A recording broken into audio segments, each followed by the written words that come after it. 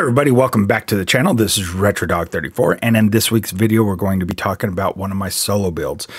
This is the Shield Blade, which is a Nightblade Hybrid solo build. Now when I say solo, it does not mean that you cannot run this with PvE in the PvE content with groups. This does very well with group content, but typically, when I do solo type builds, it is primarily wrapped around, going into public dungeons, going into dungeons, either on normal or on vet, and also soloing world bosses. So I don't want to, confuse the community and let you guys think that you cannot run this with the group. You can definitely run this with group content.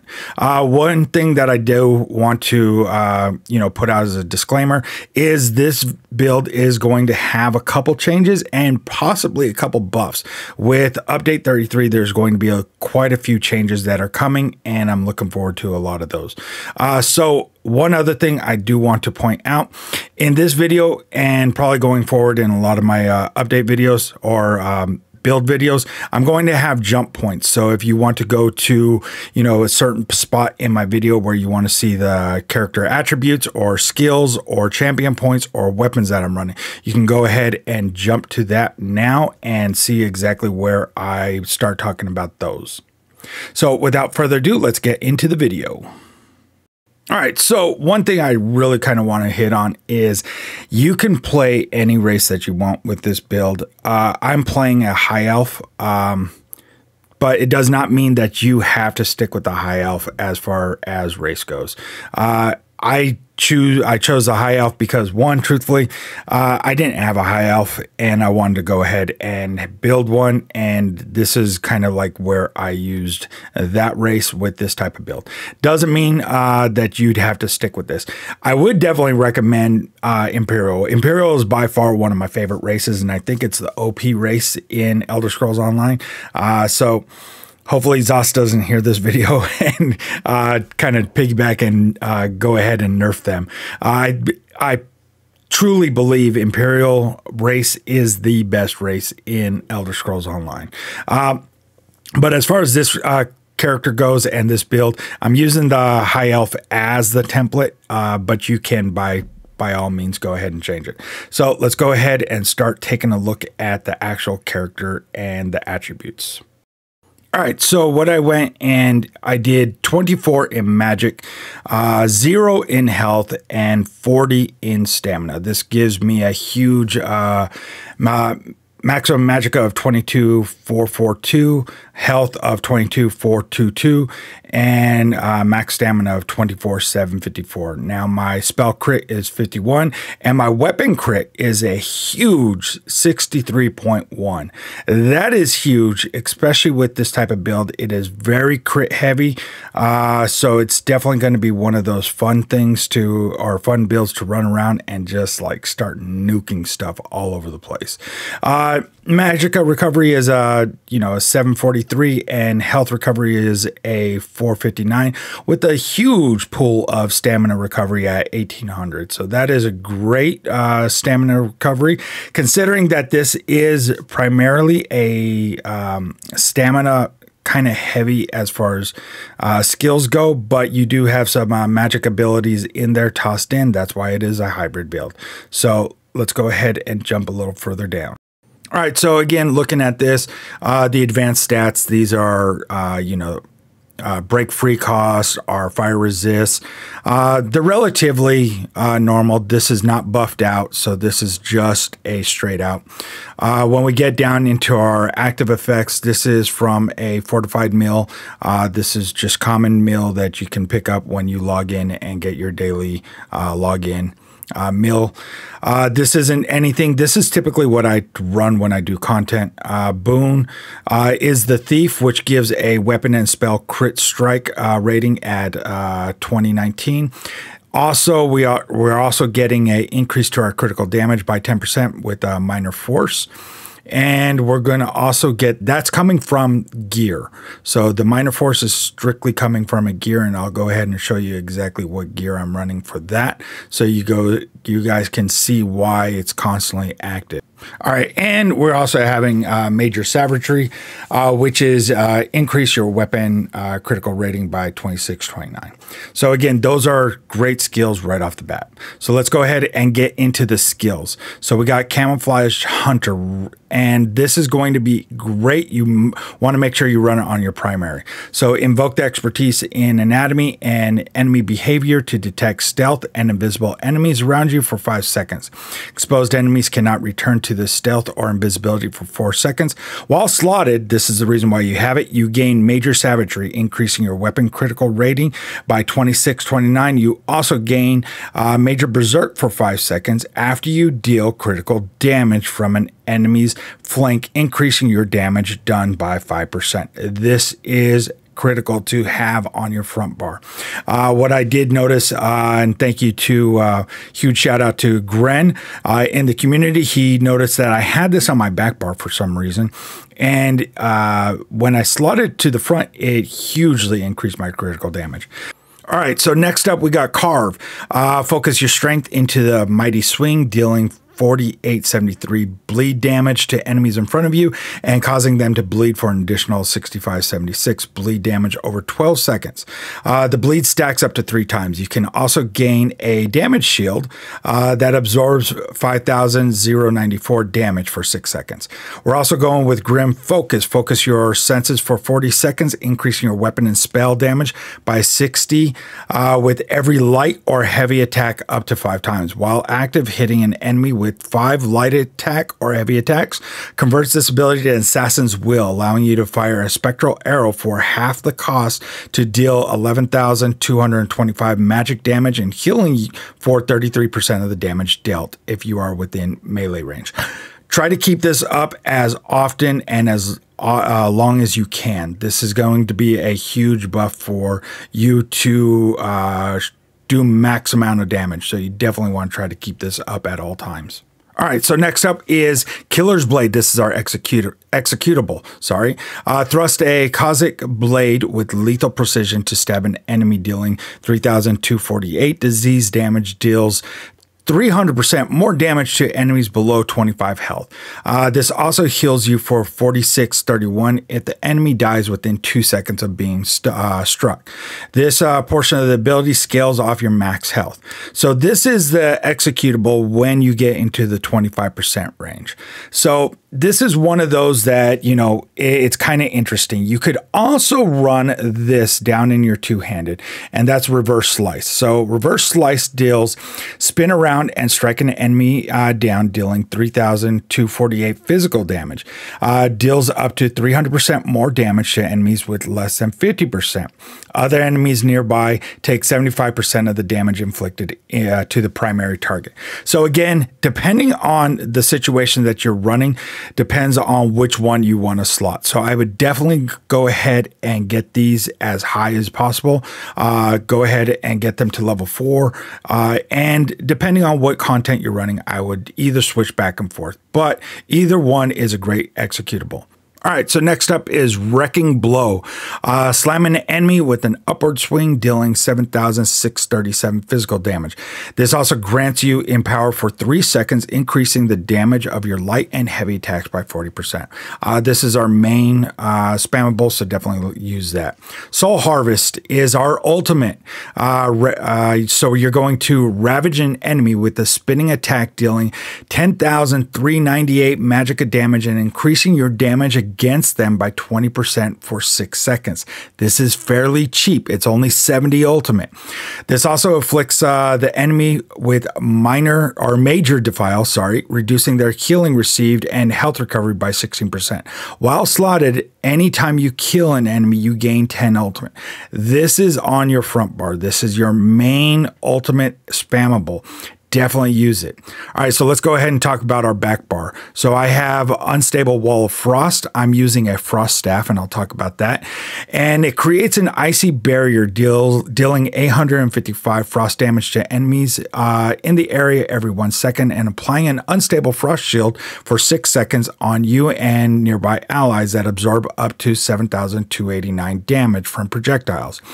The chilled enemies become immobilized for 4 seconds when the effect effect ends, the barrier explodes, dealing 4/4/57 frost damage and applying unstable frost shield for 6 seconds to you and nearby allies that absorbs up to 3,528 damage from projectiles. This is great when running solo content, so that way and you know the archers are going to be shooting arrows at you, this is one of those shields that helps with reduce that. Next up is Dark Cloak. You definitely want to have this running. Shroud yourself in a protective shadow to heal for 2,357 every 1 second over 4 seconds. This portion of the ability scales off your max health.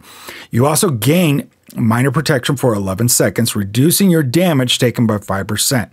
This is a great mitigation skill, so definitely have that. Twisting Path.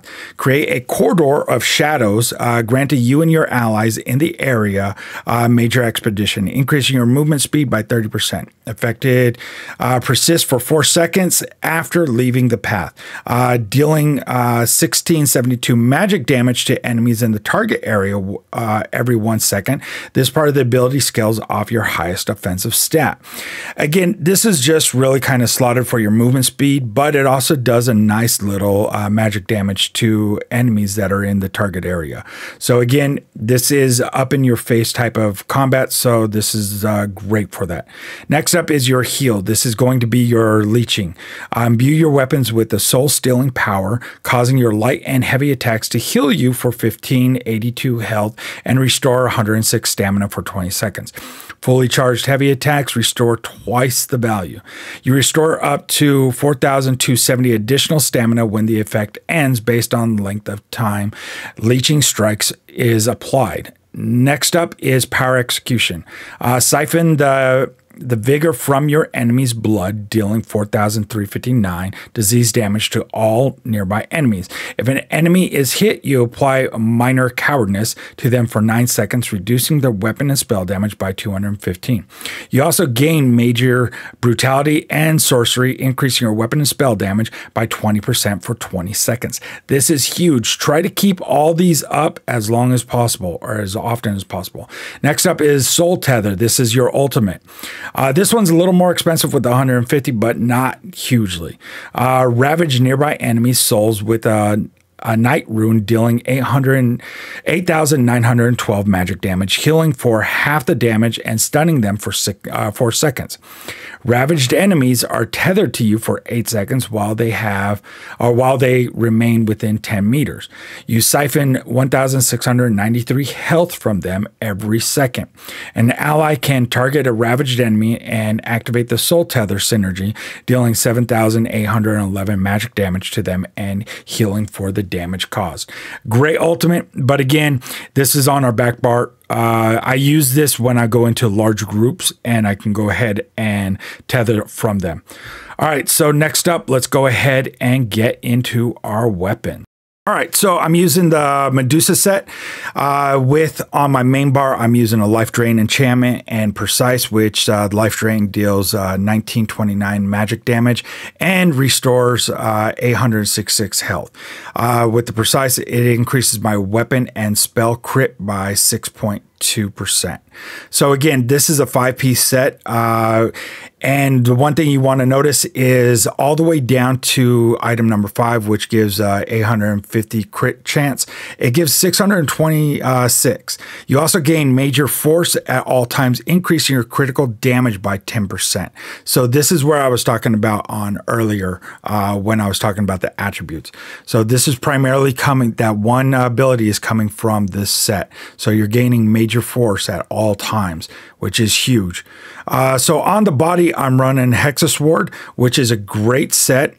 This one I need to change. Apparently I have this as an impen, but I use, you should be running Divines and max stamina enchantments. So again, this adds 641 crit chance. This is huge. See, as far as the Divines go, I went ahead and changed them all. So it adds my stamina and increases with the Mundus Stone affected by 921. So you definitely want to run Divines on the body pieces and not impen. I don't know why I even had that. So again, 2 items add 641 crit chance. 3 items add 126 weapon and spell damage.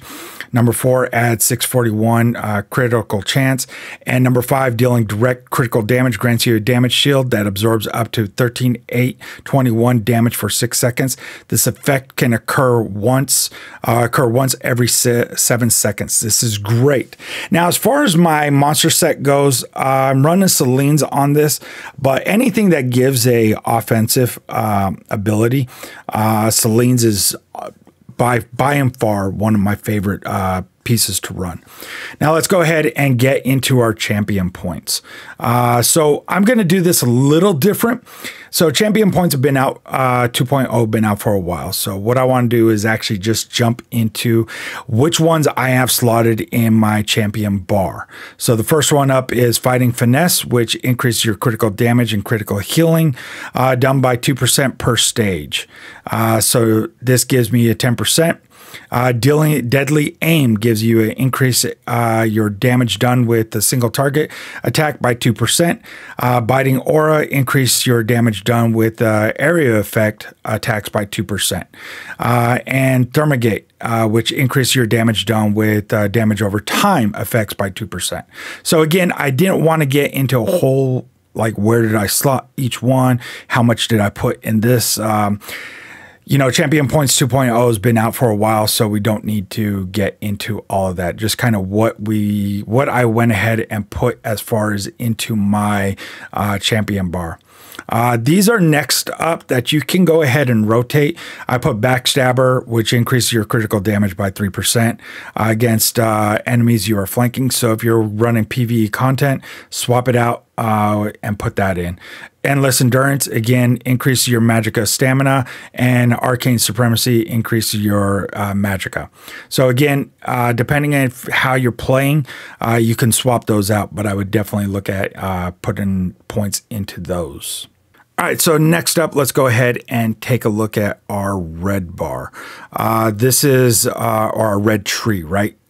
So we're going to, again, just look at the champion bar and what I have. Bastion. So this increases the effectiveness of your damage shields and damage against shielded enemies by 3%. Bloody Renewal. This restores 300 stamina per stage whenever you kill an enemy. So this is a current bonus of 15. Rejuvenation grants 1.8 health, magicka, and stamina recovery per stage. So that's huge. And Boundless Vitality grants 28 max health per stage. Now, again, I have others in there, but those are my 4 main that I run. And in our green tree, these are kind of the staple. So you need Steed's Blessing, which increases your out of combat movement speed by 0.4, and your liquid efficiency. Whenever you use a potion or a poison, you have a 10% chance to not consume it. Rationeer adds 10 minutes to the duration of any food or drink. So that's always a huge plus. And then the last one, Treasure Hunter, increase the quality of items you find in your treasure chest. All right, so next up, I want to talk about the Slottables. So I mentioned the food that I was using earlier. I do have Bewitched Sugar Skulls. This is the best food that you could use for your build, but I also use the Crown Fortified meals on a regular basis. The reason why is you get a bunch of them from your daily login. So just go ahead and use those up for like doing PvE content or running through normal dungeons, maybe even some world bosses. But if you're getting stuck in certain things, like you want to run veteran dungeons, doing solo runs, I would definitely look at Bewitched Sugar Skulls. They are definitely a lot better than the Crown Fortified meal. Even though the Crown Fortified meal is good, the one thing that it's missing is the health recovery. See, the health recovery gives you 462. There's also a little bit more buff on the magicka and stamina. So definitely look at either getting Bewitched Sugar Skulls or on a regular basis, just run your Crown Fortified meal. All right, so I hope you guys have liked this video so far, and if you haven't, please hit that subscribe button. It definitely helps out my channel and definitely helps out with the YouTube algorithm. If you guys have any suggestions or any questions about this build, go ahead and drop them into the comment section below, and I will answer them as fast as possible. If you can't, if you really want to get a hold of me quickly, you could jump into the Discord where we chat daily about Elder Scrolls Online and different MMOs that are out there. Just recently, we've been, as a community, looking at Lost Ark, and I've been playing a lot of Valheim just recently. So like anything in life, I'm not going to give up Elder Scrolls Online. I love this game. I love the lore of this game, but I kind of needed a break from it, and I've found some fun in Valheim and in Lost Ark. So if you want, jump into the Discord and we could chat it up. Also, you could find me on Twitch over at RetroDog34, where I stream Tuesdays, Thursdays, and Saturdays. You can jump in and ask me any questions over there live, and I'll try to answer them as best as I can about any game out there or any MMO. I've been playing since literally '99, just about every MMO that's been out there. You can also follow me over on Instagram at RetroDog34, where I do daily inspirational posts and clips of my gameplay. If you want, you can go ahead and DM me over there, and I'll try to respond back if you have any questions about this build. So, like always, hope you guys have a great week, and I look forward to the conversations with you in the comment sections or over on Discord or in Twitch. And like always, happy adventuring in Elder Scrolls Online.